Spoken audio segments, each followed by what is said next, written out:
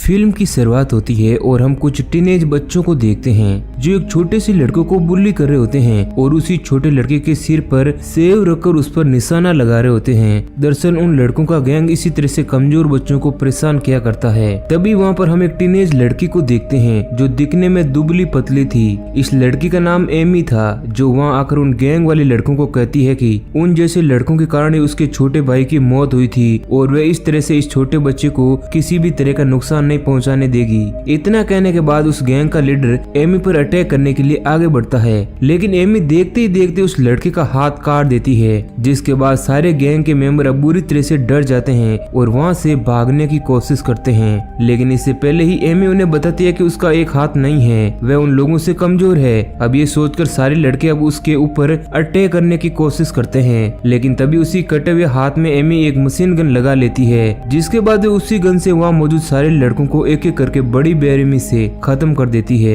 इसके बाद बच्चा एमी को देकर भाग जाता है क्योंकि उसे लगता है कि शायद एमी उसे भी खत्म कर देगी। यहाँ हमें पता चलता है कि पहले एमी भी एक बहुत अच्छी स्टूडेंट हुआ करती थी जो खेल कूद के साथ साथ पढ़ाई में भी बहुत तेज थी। इसके बाद हमें एमी का पास्ट दिखाया जाता है जहाँ हमें पता चलता है कि एमी का एक भाई भी है जिसका नाम यू है। दोनों साथ ही पढ़ाई किया करते हैं। रास्ते में घर जाते वक्त यू अपनी बहन से कहता है कि वह घर के सारे काम को अकेला ही कर लेगा, इसके बदले में वह उसे कुछ पैसे दे दे ताकि वे अपने दोस्त के साथ किसी तरह का गेम खेलने के लिए जा सकें। जिसके बाद एमी भी उसकी बातों को मान लेती है और उसे कुछ पैसे दे देती है। दरअसल एमी और यू दोनों अकेले थे, उनके माता पिता को किसी ने पहले ही खत्म कर दिया था। इस कारण एमी अपने भाई यू से बहुत ही ज्यादा प्यार करती है। अब रात होने पर यू अपने एक दोस्त तेकेसी के साथ किसी जगह जाने के लिए निकल जाता है, जहाँ हमें पता चलता है कि तेकेसी और यू कुछ बच्चों के गैंग के दबाव में हैं। इसी कारण वे उन लोगों के लिए पैसे लेकर आए हैं ताकि वे उन लोगों को परेशान ना करें। उन्हें गैंग में हम एक बच्चे को देखते हैं जिसका नाम सू है जो दरअसल उस गैंग का लीडर है।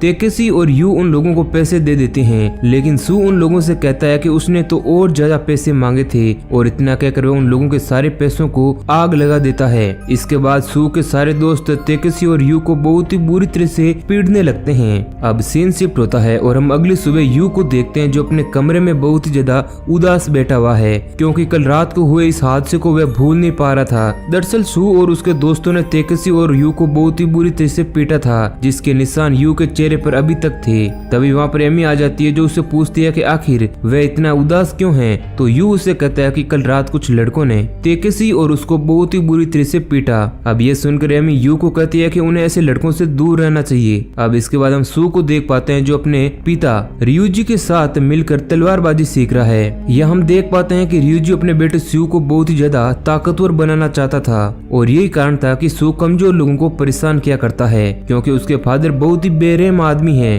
और रियूजी अपने बेटे सू को भी उसी तरह का आदमी बनाना चाहता है। यह हमें पता चलता है कि रियूजी एक बहुत ही बड़ा गैंगस्टर है और उसकी एक बहुत ही बड़ी गैंग भी है। प्रैक्टिस करने के दौरान उसी रूम के अंदर एक नौकरानी आ जाती है जिसे देखकर रियूजी और सू दोनों डिस्टर्ब हो जाते हैं। रियूजी को इस बात से बहुत ही ज्यादा गुस्सा आता है। तभी हम रियूजी की वाइफ को देखते हैं जो उस नौकरानी को खत्म कर देती है क्योंकि वह भी नहीं चाहती कि उसके बेटे और उसके पति की प्रैक्टिस के दौरान कोई उन्हें डिस्टर्ब करे और यही कारण था कि वह उस नौकरानी को खत्म कर देती है। इसके बाद हम यू को देखते हैं जो अपने दोस्त तेकेसी के घर उसे लेने के लिए गया हुआ था, जहाँ तेकेसी की माँ यू को डांटने लगती है क्योंकि उसी के कारण तेकेसी को उन लोगों ने पीटा था। तेकेसी की माँ बताती है कि यू के माता पिता भी गुंडे थे और यही कारण था कि उन दोनों की मौत किसी गैंग वार में हुई थी, लेकिन तेकेसी बताता है कि उसके माता पिता बहुत ही अच्छे इंसान थे और इतना कहकर तेकेसी और यू गुस्से में वहाँ से भाग जाते हैं। अब भागते हुए उन लोगों को सू के दोस्त भी देख लेते हैं जो उन्हें फिर से परेशान करने के लिए पकड़ देते हैं। इसी दौरान हम एमी को भी देख पाते हैं जो अपनी एक फ्रेंड के साथ वहाँ पर खड़ी हुई थी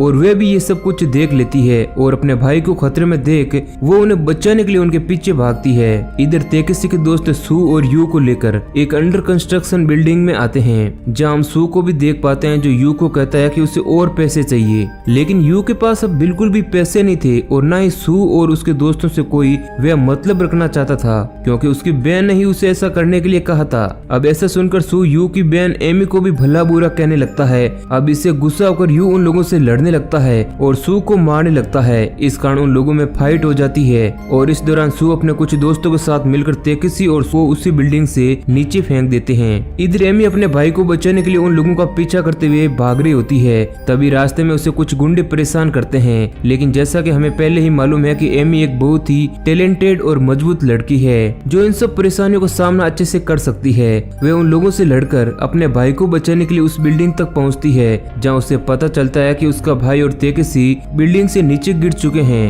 और उन दोनों की मौत हो चुकी है। इसके बाद एमी तेकेशी के घर पहुंचती है, जिसे देखकर तेकेशी की माँ को उस पर बहुत ही ज्यादा गुस्सा आता है, क्योंकि उसे लगता है कि यू के कारण उसके बेटे की जान गई है और साथ ही उसे लगता है कि उन दोनों ने मिलकर जानबूझकर अपनी जान दी है, क्योंकि वे दोनों घर से गुस्सा होकर गए थे।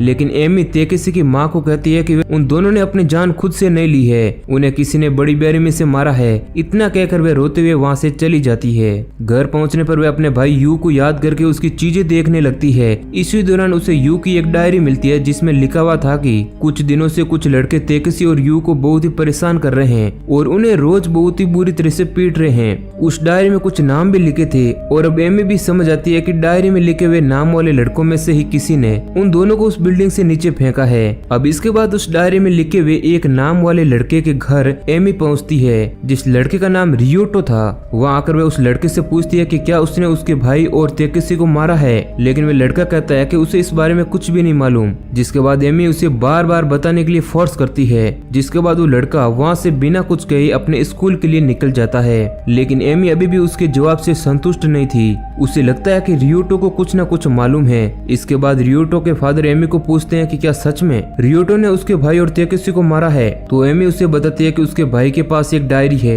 जिसमें उसके भाई ने कुछ लोगों के नाम लिखे हैं, जिसमें उसके बेटे रियोटो का भी नाम है। अब ये देखकर उसके फादर बहुत ही ज्यादा परेशान हो जाते हैं, क्योंकि उन्हें लगता है कि एमी उस डायरी को सबूत के तौर पर पुलिस वालों को भी दे सकती है और इस तरह से रियोटो और उसकी फैमिली बहुत ही बड़ी परेशानी में फंस सकती है। और यही कारण था कि देखते देखते रियोटो के फादर और उसकी मदर दोनों एमी के ऊपर अटैक कर देते हैं और उसे मारने लगते हैं, ताकि वे सबूत को भी मिटा दें। अब इस दौरान एमी अपनी पूरी स्किल का यूज करती है, लेकिन इसी दौरान रियोटो की माँ एमी का एक हाथ खोलते हुए तेल में डाल देती है, जिसके बाद एमी उसी तेल को रियोटो के फादर के चेहरे पर फेंक देती है और वे वहाँ से भाग जाती है। लेकिन रात होने पर एमी एक बार फिर से रियोटो के घर आती है और एक धारदार हथियार को उसके गले पर रखकर उसके गैंग के लीडर का नाम पूछती है। अब डर के कारण रियोटो उसे नाम बता देता है और ये नाम सू का ही था। थोड़ी देर बाद वहाँ की बिजली चली जाती है और उधर हम रियोटो की माँ को देखते हैं, जो किचन में काम कर रही होती है। तभी उसे अपने बेटे का वहाँ पर कटा हुआ सर नजर आता है।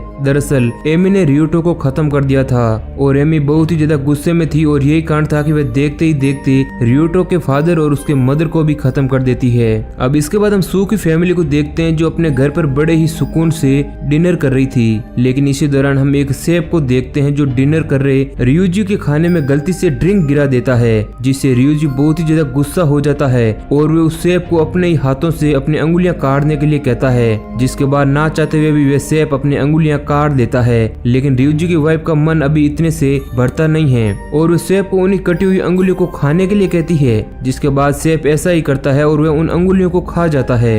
तभी हम देखते हैं कि एमी भी अब वहाँ सू को खत्म करने के लिए उसके घर पहुंच चुकी है, जो किसी तरह से सू को अपने कब्जे में ले लेती है। लेकिन इसी दौरान रियूजी के आदमी एमी के ऊपर अटैक करने लगते हैं, लेकिन एमी बहुत ही ज्यादा पावरफुल थी, जो एक एक करके रियूजी के सारे आदमियों को खत्म करने लगती है और एक बार वह फिर से सू को अपने कब्जे में ले लेती है। वह उसे खत्म करने वाली होती है, लेकिन उससे पहले ही रियूजी अपने पास रखी हुई तलवार को एमी की तरफ फेंकता है, जो उसके हाथ में जाकर लगती है, जिससे वह बुरी तरह से घायल हो जाती है। जिसके बाद रियूजी और उसके आदमी उसे एक कमरे में ले जाकर बंदी बना लेते हैं। इधर रियूजी को एमी पर बहुत ही ज्यादा गुस्सा आता है और वह उसे बड़ी ही आसानी से खत्म नहीं करना चाहता था। वह उसे धीरे धीरे टॉर्चर करके खत्म करने का सोचता है और तभी वहाँ पर रियूजी की पत्नी आ जाती है, जो एमी को एक ही झटके में खत्म करने को कहती है। लेकिन इसी दौरान रियूजी की तलवार जाकर सीधे एमी एमी के हाथों पर लगती है, जिससे उसका एक हाथ कट जाता है और उसके हाथों से बहुत ही ज्यादा खून बहने लगता है, जिस कारण उसे बहुत ही ज्यादा दर्द होता है। लेकिन रियूजी उसे इतनी आसानी से नहीं मारना चाहता था और इतना कहकर वो वहाँ से चला जाता है। इसके बाद हम एक आदमी को देखते हैं जो रियूजी का ही था, जो बंदी हुई एमी के साथ गलत हरकतें करने के लिए आया हुआ था। लेकिन किसी तरह एमी उस आदमी पर हमला कर देती है और अपने आप को आजाद करवा लेती है। एमी उसी घायल सिचुएशन में तेकेशी के पेरेंट्स के पास पहुंचती है, जहां वह उन लोगों को सारी बातें बताती है और उसकी हालत देखकर तेकेशी के पेरेंट्स भी उस पर विश्वास कर लेते हैं और अब वे लोग एमी के हाथ का ट्रीटमेंट करके उसे पूरी तरह से ठीक कर देते हैं। इस दौरान हम तेकेशी की माँ को देखते हैं जो एमी को रियूजी के गुंडों से लड़ने के लिए ट्रेनिंग दे रही होती है, और दूसरी तरफ हम तेकेशी के फादर को देखते हैं जो उसके कटे हुए हाथ के लिए एक मशीन गन बनाने में जुटे हुए हैं, ताकि वे बड़ी आसानी से रियूजी और उसके गैंग को खत्म कर दें। अब कुछ दिन गुजरते हैं और तेकेशी की माँ एमी को बताती है कि सू और उसकी फैमिली अब ये शहर छोड़कर कहीं जा चुके हैं। इस दौरान हम एक आदमी को देख पाते हैं जो रियूजी का ही आदमी था, जो इतने दिनों से उन लोगों पर नजर रख रहा था। अब जैसे ही तेकेशी की माँ और एमी दोनों घर पहुंचते हैं, तभी उन लोगों पर सू और उसके आदमी अटैक कर देते हैं। लेकिन किसी तरह से तेकेशी की माँ और एमी उन लोगों से लड़ने लगती है, और इस दौरान तेकेशी के फादर एमी के लिए बनाई गई उस मशीन गन को उसके हाथों में फिट कर देते हैं, जिससे वे कई लोगों को खत्म करने लगती है। लेकिन सू के कुछ आदमी तेकेशी के फादर को खत्म कर देते हैं। अब एमी को बहुत ही ज्यादा गुस्सा आता है और वो उसी मशीन गन से सू के सारे आदमी को खत्म कर देती है। अब उसे गुस्से में देख सू अपने कुछ लोगों के साथ वहाँ से भाग जाता है। अब सू अपने फादर के पास पहुंचकर सारी बातें बताता है, जिससे गुस्सा होकर रियूजी एमी और तेकेशी की मदर को खत्म करने के लिए प्लान बनाता है। इधर हम तेकेशी की माँ और एमी को देखते हैं जो घायल हुए रियूजी के कुछ आदमियों से रियूजी का पता पूछ रहे होते हैं और उन्हें टॉर्चर करके वे अपने साथ ले जाती है। उसके आदमी उन लोगों को रियूजी के अड्डे पर ले जाते हैं, जहाँ हम देख पाते हैं कि रियूजी ने भी अपने आदमियों के हाथों में मशीन गन फिट करा दी है। लेकिन एमी और तेकेशी की माँ उन लोगों से डटकर सामना करते हैं और कई सारे आदमियों को मार गिराते हैं। अब इसके बाद हम रियूजी को देखते हैं जो खुद एमी से लड़ने के लिए वहाँ पहुँच चुका है, जिसके हाथों में एक अजीब तरह का हथियार था। रियूजी एमी को खत्म करने ही वाला होता है, लेकिन किसी तरह तेकेशी की माँ उसे बचा लेती है। लेकिन रियूजी अब तेकेशी की माँ से बहुत ही ज्यादा गुस्सा था, क्योंकि उसने एमी को बचाया था। वे अपने उसी हथियार से तेकेशी की माँ का एक फेर काट देता है, जिस कारण वह पूरी तरह से घायल हो जाती है, जिससे रियूजी का एक आदमी खत्म करने लगता है। लेकिन तेकेशी की माँ बड़ी बहादुरी से अपने पास रखा हुआ चेनसो यूज करती है और वे उस आदमी को बड़ी ही बेरहमी से खत्म कर देती है। लेकिन इसी बीच वो खुद भी मारी जाती है। अब तेकेशी की माँ की भी मौत हो चुकी थी, जिससे अब एमी और भी ज्यादा गुस्से में आ जाती है, जो एक ही झटके में मशीन गन से सू के फादर रियूजी को खत्म कर देती है। और अब वे भागते हुए उसी घर में आ जाती है जहाँ पर सू और उसकी मदर मौजूद थी,